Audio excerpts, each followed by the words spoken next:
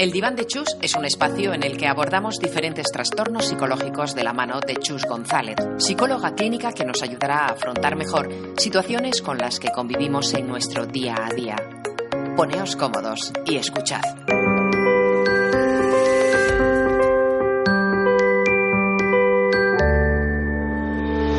Uno de los problemas más habituales en una consulta psicológica es el relacionado con la autoestima, en concreto con la baja autoestima. Esa percepción que tenemos en general de nosotros mismos tan negativa y que nos lleva a tener una confianza escasa en nuestro día a día. Hoy, en el Diván de Chus, hablamos de ella, de nuestra queridísima amiga autoestima. Hola Chus, ¿qué tal? Hola, ¿qué tal Elena? ¿Cómo estás? Pues yo de autoestima creo que bien. Oye, estoy en un buen momento. Una privilegiada, realmente. ¿Es tan problemático el tema de la autoestima? Pues no es que sea problemático, es algo imprescindible para tener un determinado nivel de bienestar, de felicidad, para realizarte en tu vida, para todo. Realmente la autoestima es la valoración, el concepto, la opinión, la imagen que tenemos de nosotros mismos. Entonces, eso es vital, saber lo que vales. Y de lo que se trata es de tener una autoestima alta. Bueno, vamos a empezar por el principio, si te parece, porque vamos a grabar 2 episodios, porque considera Chus que es un capítulo, y yo estoy de acuerdo con ella, tan sumamente importante que es posible abordarlo en un par de episodios del Diván de Chus. Vamos a empezar, Chus, si te parece, por el principio. ¿Cómo sería una definición profesional de la autoestima? Pues como te decía, autoestima son 2 términos, auto, que viene del griego, y estima, del latín, que lo que implica es, estima es la valoración o la opinión o el concepto auto que tenemos nosotros de nosotros mismos, ¿vale? Entonces, implica pues tener una idea muy clara de lo que valemos. Como decían en una película estupenda, no recuerdo ahora el título, que decía, saber lo que vales para conseguir lo que mereces. Y me parece que de una manera muy breve lo define súper bien. Implica creer en nosotros mismos para alcanzar nuestras metas y así nos sentimos a gusto en todas las áreas de nuestra vida. Qué bonito, saber lo que vales para tener lo que mereces. Bueno, me quedo yo también con esa definición. Yo entiendo que esa percepción, cuando tenemos una autoestima baja, nos puede llegar a limitar mucho nuestra vida, nuestro día a día, nuestra rutina, ¿no? Sí, por supuesto. De hecho, desde mi consulta, que lógicamente al ser profesional de la psicología clínica, sí puedo decirte con certeza absoluta que la mayoría de los problemas psicológicos tienen su origen en una autoestima deficiente. Por ejemplo, problemas de inseguridad, de estrés, de ansiedad, la típica depresión, todas las circunstancias que tienen que ver con el miedo, el rechazo al reconocimiento, todas las situaciones de malos tratos, de violencia de género, ¿vale? Incluso problemas laborales, sexuales, emocionales, llegando incluso al suicidio, tienen su origen una autoestima deficiente. O sea que es la base. Es una base primordial porque nos condiciona muchos campos de nuestra vida, nos condiciona nuestras elecciones, nuestros límites con el entorno, nuestras metas y propósitos que nos planteamos a la hora de dirigir nuestro camino, bien sea personal, profesional, etcétera, y nuestras relaciones interpersonales. En función de cómo esté nuestra autoestima, que puede ser positiva o negativa, que me olvidé de comentarte antes, pues así nos vamos a relacionar con nosotros mismos y con el medio. Es una experiencia subjetiva que nosotros elaboramos a través de nuestras creencias. Entonces, si esa valoración, como decíamos al inicio, cuando me preguntaste por la definición, es positiva, vamos a decir que tenemos un autoconcepto positivo o sano o fuerte, como tú le quieras. Hay mucha nomenclatura sobre esto, según los distintos autores, o bien una autoestima o un autoconcepto negativo, que sería pues todo lo contrario. ¿Y es tan malo tener una autoestima por los suelos que tenerla tremendamente alta? Bueno, yo si tengo que elegir, evidentemente, cuanta más alta mejor. O sea, esto es como si dices tú, ¿cuánto quieres ganar? Y te dice una persona, bueno, yo lo justito para vivir. Y dices, pero bueno, si tienes todo el universo para que te dé todo lo que tú quieres, entonces, ¿por qué te vas a conformar con esto? O sea, más vale que sobre que falte. No tiene nada que ver con ser una persona ambiciosa o sea, extremadamente ambiciosa, ¿vale? O no tiene nada que ver con ser una persona narcisista. El narcisismo forma parte de un trastorno de personalidad que es otro tema totalmente distinto. Tener una buena autoestima implica que yo sé lo que valgo y, lógicamente, todas estas creencias que tengo sobre mí son altamente favorables. ¿Esto qué lleva consigo? Pues mira, lleva consigo que yo creo de manera subjetiva que tengo todas las habilidades y los recursos necesarios para abordar con éxito los desafíos que la vida me vaya poniendo por delante. Esto implica que puedo ser asertiva, que puedo desarrollar el infinito potencial que todos tenemos dentro, porque de alguna manera siempre pensamos que somos menos de lo que realmente somos. El ser humano, por naturaleza, tiene un infinito potencial dispuesto a ser desarrollado. El único problema es que el principal enemigo de todo esto somos nosotros mismos cuando empezamos a tener una serie de creencias, nosotros le llamamos creencias limitantes, que son las que nos dicen, pues lleva a menospreciarnos porque yo no puedo, yo no valgo, yo no soy suficiente, etcétera, etcétera, o soy fea, soy gorda, siempre es desde esta perspectiva negativa. Entonces, lógicamente, si tú tienes una buena autoestima, pues llegas a tener un nivel de bienestar de una manera continuada, sabes que tienes ese potencial al que vas a poder recurrir, puedes establecer relaciones saludables, porque si tú eres una persona saludable con un determinado nivel de autoestima, no vas a querer a tu lado a una persona tóxica que te haga la vida imposible, por ejemplo, claro. O que esa misma persona también lo sea. Entonces, condiciona nuestro entorno, condiciona el área laboral, el área familiar y, por supuesto, el área de interrelación. Primero con nosotros mismos y luego pues con las otras personas que tenemos a nuestro alrededor. Claro, es que te hace ser más consciente de todo tu entorno. Entonces, el tener una autoestima alta, pues eso, esa consciencia te lleva a saber elegir y a saber decidir qué es lo que quieres tener a tu lado y cómo quieres llevar tu vida adelante, entiendo, ¿no? Claro, es que es la base de todo. No había caído yo en eso. Pues es la base de todo, porque dificultades en la vida vamos a tener siempre. O sea, dificultades, retos, propósitos, esto lo vamos a tener siempre.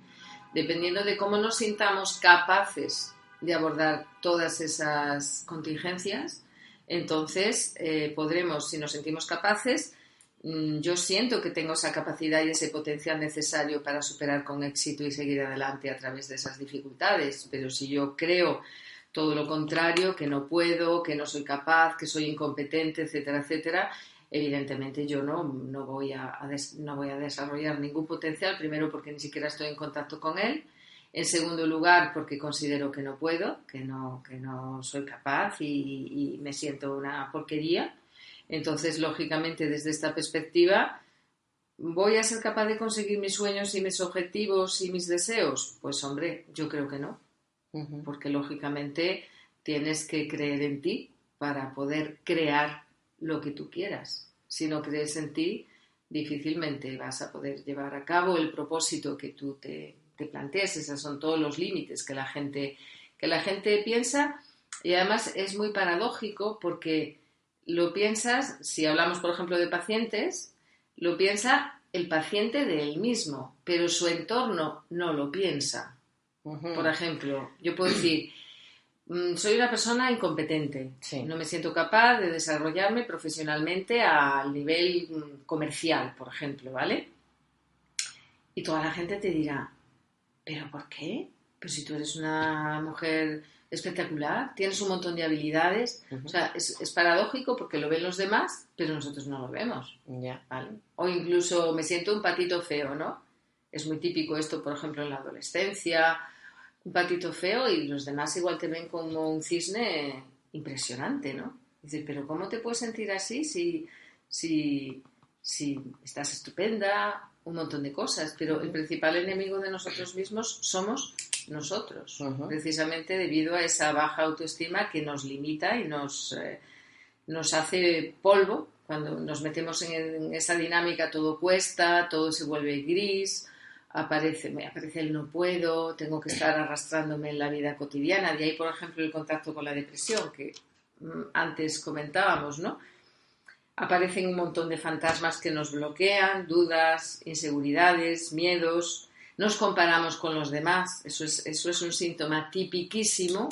Hago o no hago en función de me aprobarán, no me aprobarán.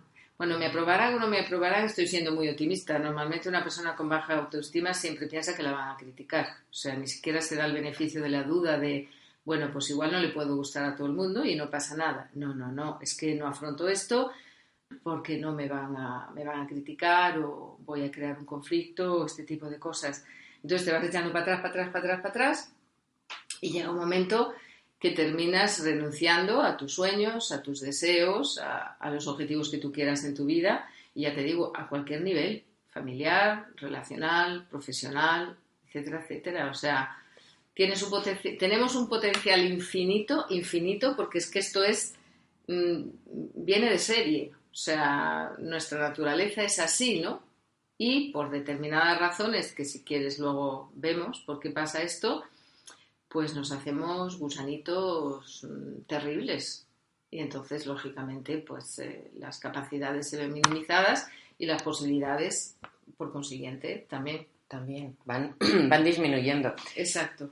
Las voy disminuyendo. Es curioso porque es una manera de ir minándote a ti mismo, ¿no? Una persona con la autoestima baja es un machaque constante. Sí. Sobre su personalidad, sobre su forma de ser, pero que solamente ve él mismo o ella misma, ¿no? Es curioso. Muchas veces es así. Solamente el peor enemigo de uno mismo es uno mismo. Entonces, si yo considero que no soy capaz y siento que no lo soy, no lo soy.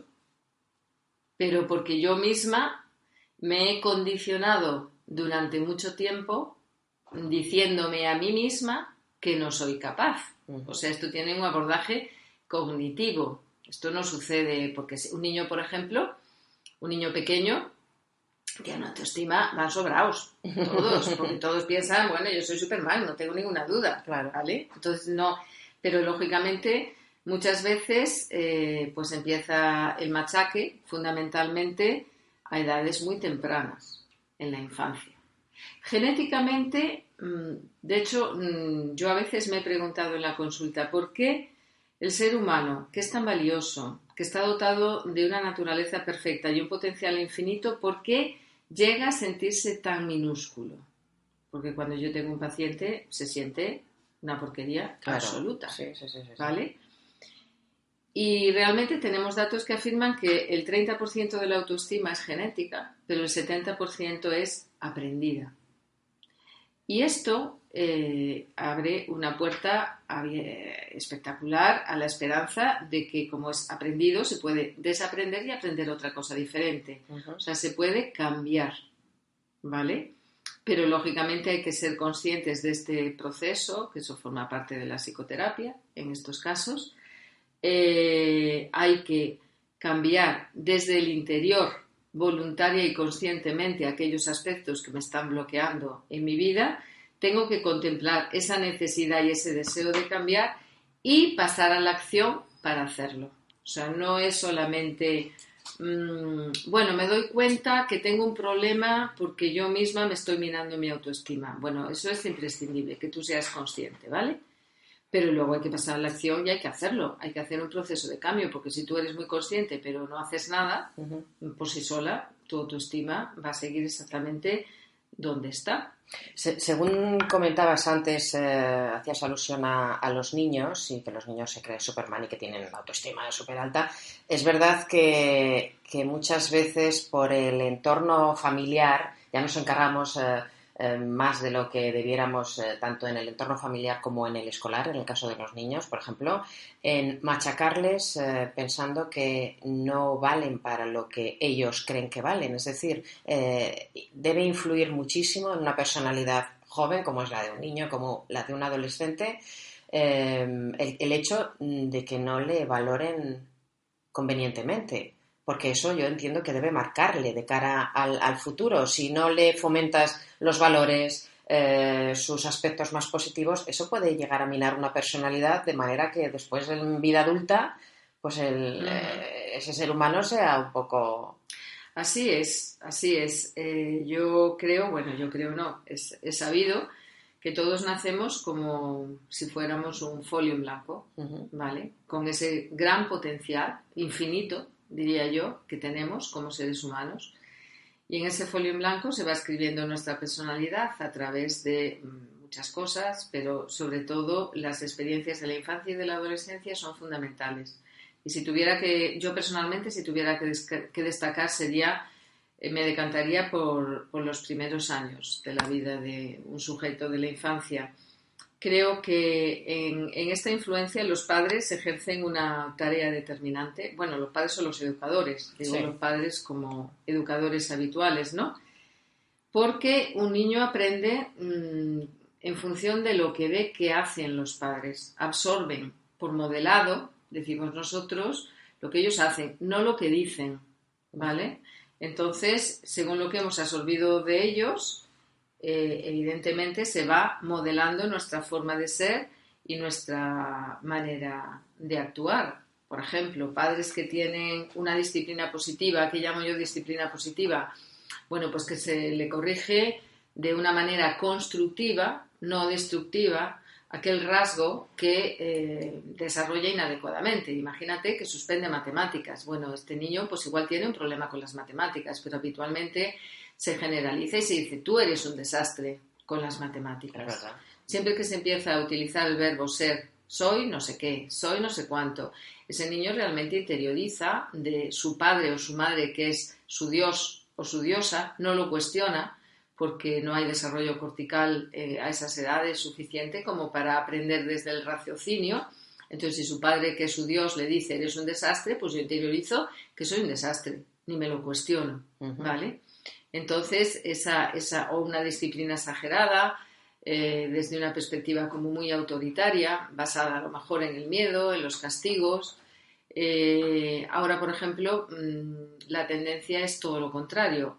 Hemos pasado de una educación que igual era excesivamente restrictiva a ser ahora excesivamente complaciente, con lo cual a los niños no se le pueden frustrar porque, claro, pobrecitos, crecen pensando que son los reyes y las reinas de casa, ¿no? ¿Qué pasa? Que ese niño cuando sale a la calle y se da cuenta que en su casa será el rey, pero fuera es un mindungui más, entonces tiene cero resistencia a la frustración. No sabe abordar los conflictos de la vida cotidiana, no tiene recursos, no sabe poner límites, no es asertivo. Toda esa educación en valores se aprende en casa, no se aprende en el colegio, ¿vale? Que esto es algo también importante enseñar. En el colegio se aprenden las cuestiones académicas y a lo mejor, pues si hay la suerte de contar con un colegio que fomente una educación en valores, pues mira qué bien, ¿no? Pero fundamentalmente en casa, que es donde se pasa la mayor parte del tiempo. Entonces, realmente tiene mucho que ver en cómo son los padres, no lo que les dicen, insisto. Pues no, es que yo le digo a mi hijo que tiene que ser así, no. Él va a copiar lo que eres tú.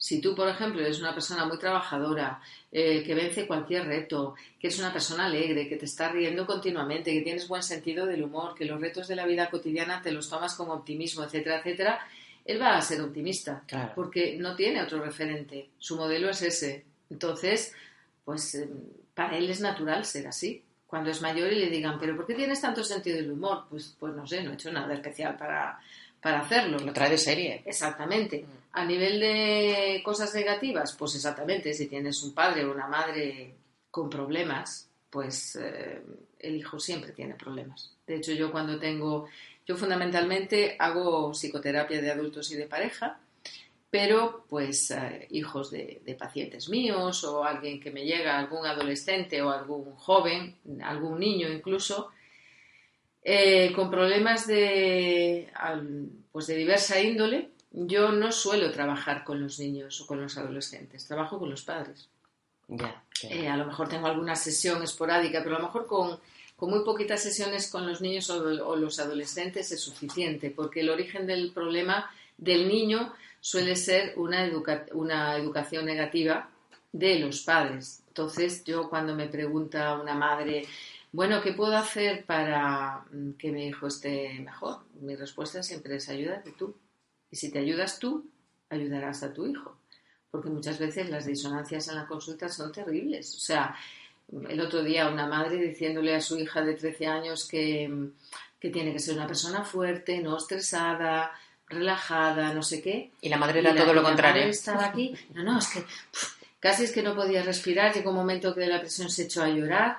Bueno, se montó un follón importante. Entonces, ¿qué le estamos transmitiendo? Claro. Esa persona va a copiar lo que ve, porque entiende además que eso es normal, porque hay pautas educativas que se repiten y se repiten a diario, continuamente. Muchos dichos o refranes o cosas incluso que se pasan de generación en generación, pues ya lo decía la abuela y entonces lo dice la madre y entonces lo dirá la hija y así sucesivamente. Va una cadena, ¿vale? Entonces ahí está la madre del cordero, en esa infancia y en esa adolescencia. Lógicamente, un niño que tenga una infancia un poquito negativa en este sentido llega a la adolescencia y ya es fatal, porque la adolescencia, que se caracteriza por todas las dudas del mundo, todos los cambios, el buscar la aprobación en el mundo de los iguales absolutamente, donde se destruye todo el entorno propio, por muy pequeño que sea, para buscar su lugar en el mundo, pues lógicamente ahí sí que ya empiezan las comparaciones 100%, los líderes de los grupos, todo esto. Entonces es muy normal ver que hay adolescentes que tienen problemas y una manera de subsanar esos problemas es huir porque no saben qué hacer, o bien desde el mundo de las drogas, o bien desde conductas inadecuadas. Y niños, también hay niños que no son felices, niños que deberían de estar jugando en la calle. Ahora, como tenemos tantísimas actividades extraescolares, cosa que me parece un horror, a mí no me parece adecuado, porque para el cerebro es muy necesario innovar, crear, estar al aire libre. E incluso aburrirse. Exactamente. Es que la gente que es creativa nunca se aburre. Yo recuerdo mis tiempos, por supuesto, cuando yo era una niña, que no había los recursos que había hoy a nivel económico, y jugábamos en la calle. No había juguetes, entonces pues con las piedras, con los palos, cogíamos una caja de cartón del supermercado y nos tirábamos cuesta abajo por no sé dónde. Te buscabas la vida. Te buscabas la vida y te lo pasabas de lujo. Y los juguetes se inventaban prácticamente. Entonces ahora todo eso ha desaparecido. Se les da todo viene ya dado, los juguetes vienen dados, la información que viene a través de las pantallas también viene dado. Ellos solo reciben. De hecho hay niños que piensan, no sé si lo comentaba el otro día, que ir a un cajero, o con quién lo comentaba, hay unos aparatos en la calle, que son los cajeros automáticos, que dan dinero, y entonces pues tú nada más tienes que ir allí, metes una tarjetita y pedirlo. Y te sale dinero. Te sale dinero, ¿no? Es curioso, pero lo decías antes, es que no les estamos educando para la frustración. No, en absoluto. No los tratamos como si fueran de cristal, pobrecito. Esto es una frase muy típica, una palabra muy típica. Pobrecito, es que claro, ¿cómo le voy a hacer yo a mi hijo esto? No pasa nada. El niño está en el entorno familiar, no quiere decir que haya que frustrarles a posta, ¿no? Pero los niños tienen que enfrentarse a una situación que se piden unas patatas y no es la hora de las patatas, pues es que no hay patatas y ya está. Y no hay que darle tampoco la teoría de la patata nutricional, que ya nos pasamos mogollón haciendo con niños pequeños, darle ahí la teoría, porque no, porque es total. Yo he tenido aquí madres con adolescentes, me acuerdo una vez que yo muchas veces le decía, pero es que te enrollas de una manera terrible explicándole, no sé, la igualdad, este tipo de cosas con la niña. Y una vez que vino la niña, me decía, mamá, es que qué rollo tienes, hija, que no me importa para nada tu historia, ¿sabes? O sea, no, pues no se comen patatas porque vas a comer, fin. Y punto. Y ya está. Bueno, pues y punto aquí en nuestra charla, porque vamos a dejarlo aquí. Son 2 episodios dedicados a la autoestima. Lo hemos dejado en un momento súper interesante, hablando de la educación de los niños, después adolescentes, que es determinante, ¿no? Bueno, lo dejamos aquí, Chu, si te parece, y continuamos en el siguiente episodio de la autoestima. Estupendo.